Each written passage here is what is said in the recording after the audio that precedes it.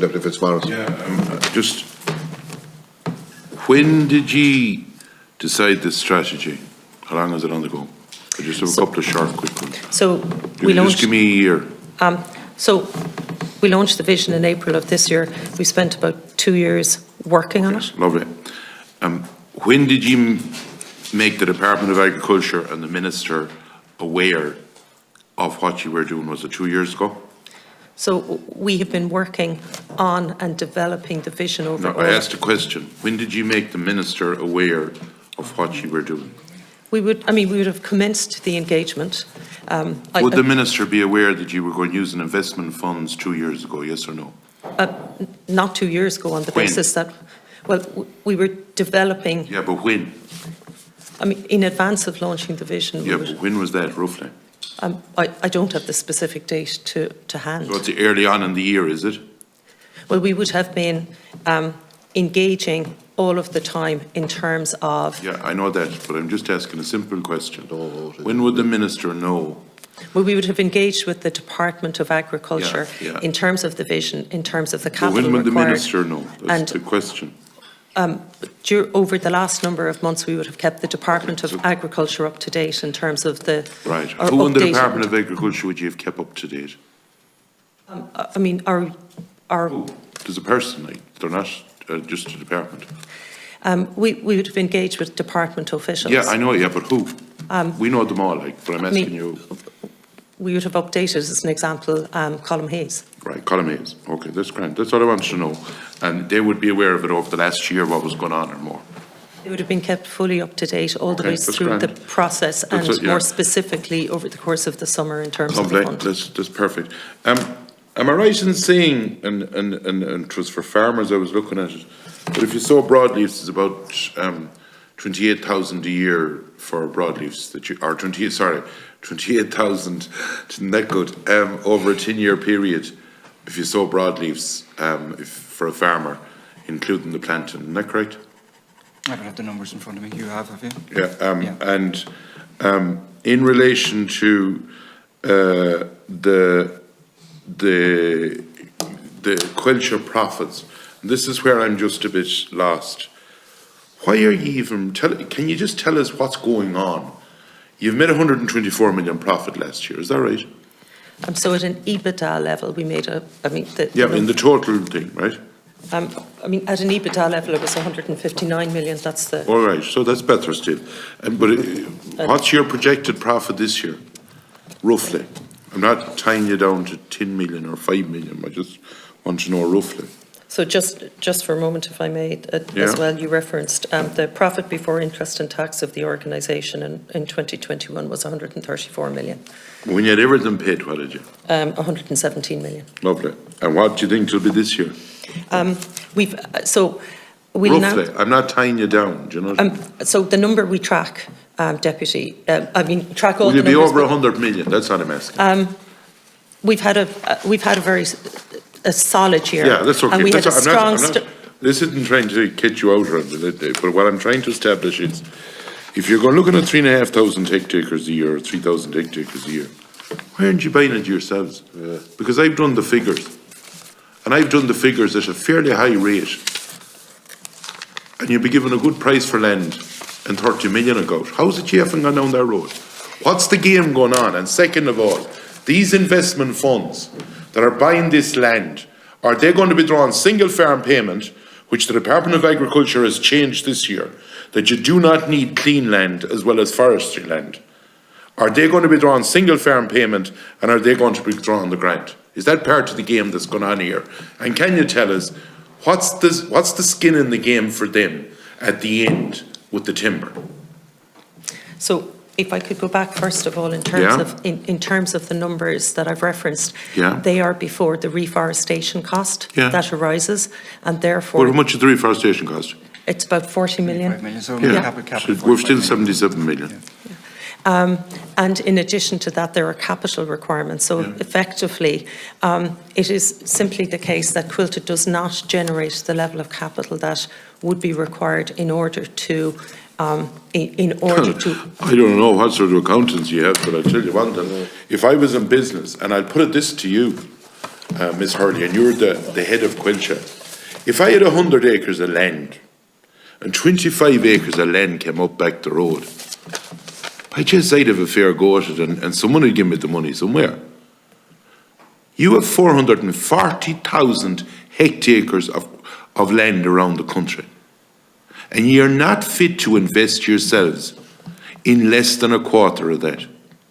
Now, there's something smelling about what I'm looking at I here. just want to come in here. I can fully understand the reason for the trust with the non-commercial timber. That's going to be there for 200 years plus, and there's going to be no real financial return out of it. With the income you're generating, Yeah. I have to support Deputy Fitzmaurice. I can't understand why we're losing control of that land and giving it to, like you said, as Irish investors. But at the end of the day, we as a government or a state body will have no control over what those investors do going forward. I can answer you, Chair. I'll tell you why. I'll tell you why. Let me finish. Because, no, will I just say one thing to you, please? Because I'll tell you why. Because an investment company will come in and they're faceless and they'll buy the land in the community against farmers, that Quilcha won't get the bad name about it. That's the game that's going on. Yeah, but look, like we've had a very good. First of all, I want to say that you've got a fair interrogation here this evening, and you got that interrogation because the committee here are concerned about the strategy, and as I said in my opening remarks, the mission objective of Quilcha is exceptionally good and what you want to achieve. But we are worried as a committee here that Irish land is going to go into the hand of investment companies, which we will have no say over going forward. And as Deputy Fitzmaurice has stated there, the criteria on the recent cap has changed, and we would have concerns. That is the reason why investment companies are getting stuck into this, that they see a pot of gold at the end of the rainbow. And I'll be dead straight with you here. We will be contacting the Minister and bringing the Minister in here to question him on this strategy and to question that is this the best route for Irish forestry to be going. Now, I'm saying that as Chairman. I'll be putting that to the committee. I shouldn't have said that as a fait accompli. But we will be having a private meeting and we will be discussing this. And, that's our job here as a committee. We're representing the Oireachtas Committee on Agriculture, Food and the Marine. And as I said, you've given us a very good briefing here this evening and a very good understanding of the strategy for Quilcha. And as I said, the end road is perfect. That's where we all want to get to. But it's the vehicle that we use to get there that's causing us concern. And as I said, I can understand the non-commercial timber. There's no financial gain out of that. And companies, I suppose, for image, will invest in that. That is, it is good for their PR to say we've invested in X land.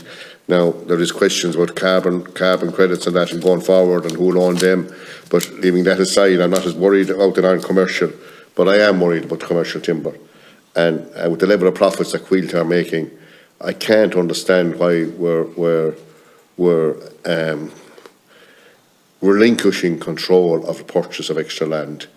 And past it was because premium weren't available to Quilcha, but premium are available there now, would be my understanding.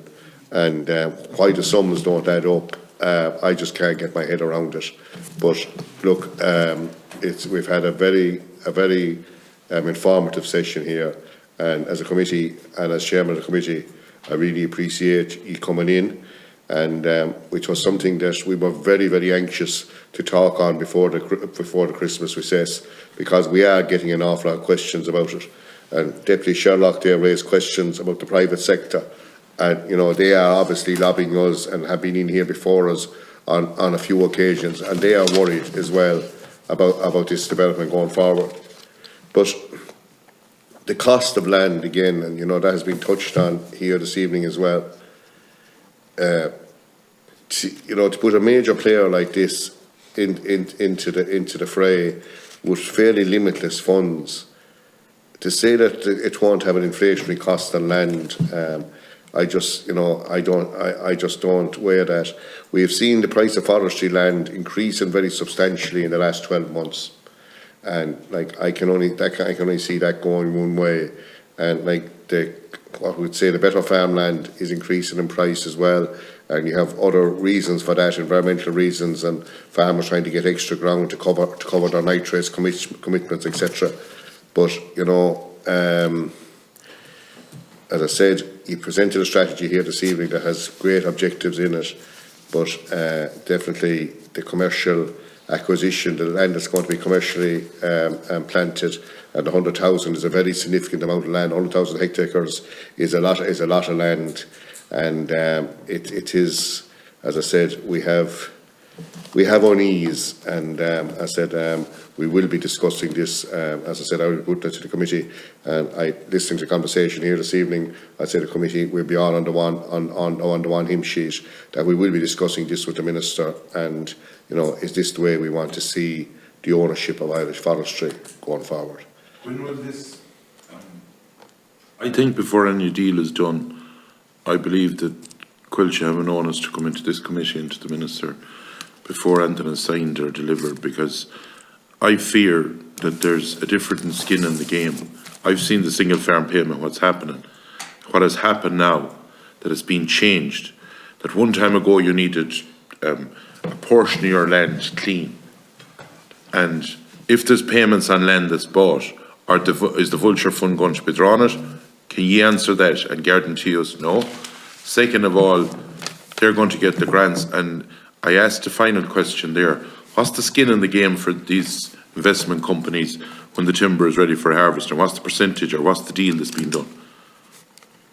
Well, okay, we'll finish up now, so I'll give you one chance to summarise there. We'll close. okay, and if I could just go back to just one earlier point, Deputy, that you made, just to clarify, Coillte itself cannot access grants and premia, and that remains the case, if I may just clarify that. Right, that's a very significant point, in fairness. Yeah, and it is against that backdrop that we have been looking at how we enable and support afforestation in Ireland.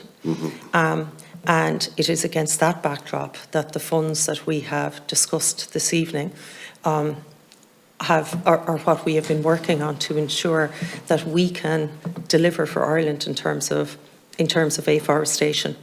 And that's the critical point in terms of why Coillte is looking to this route. But you not bear in mind that you're 440,000 hectares, that you're talking about 100,000 more, that you have 33 basically in your arse pocket of wetlands that you could actually sell to, be it the national parks or some other entity of the state that would help you, because that's going out of the equation. I think the reality, pardon me, the reality in terms of new afforestation in Ireland is that access to grants and premium, at least in our view, is part of enabling afforestation in Ireland. Right, I might stop. Go on, Linda, sorry. And it is against, as I say, against that backdrop that the funds that we've articulated this evening, that's how we see the best way and that Coillte can deliver afforestation for Ireland.